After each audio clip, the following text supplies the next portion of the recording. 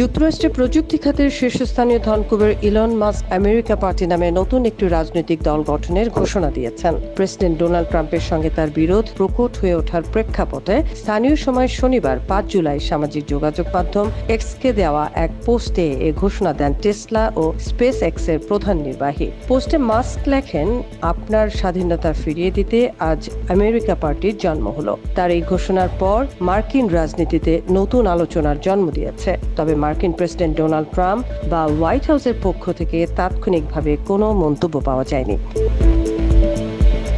দল গঠনের আগেই এক্সে একটি জরিপ চালান ইলন মাস্ক। সেখানে প্রায় ১২ লাখ মানুষ অংশ নেন। মাস্কের দাবি, অংশগ্রহণকারীদের প্রায় ২/৩ যুক্তরাষ্ট্রে একটি নতুন রাজনৈতিক দল চান।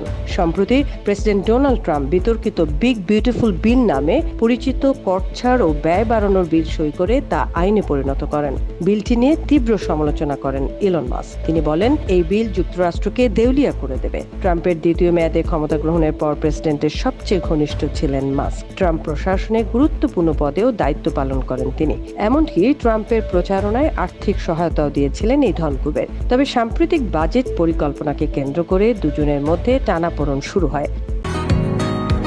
বসুন্ধরা, উত্তরা, বনশ্রী, কুড়িল ও বাড্ডা সহ রাজধানীর বিভিন্ন স্থানে অভিজাত ও অত্যাধুনিক মানের ফ্ল্যাট কেনার এক নির্ভরযোগ্য প্রতিষ্ঠান pleasant properties limited.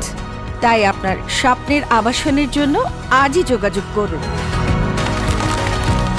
Pleasant properties limited, where destiny matches eventually.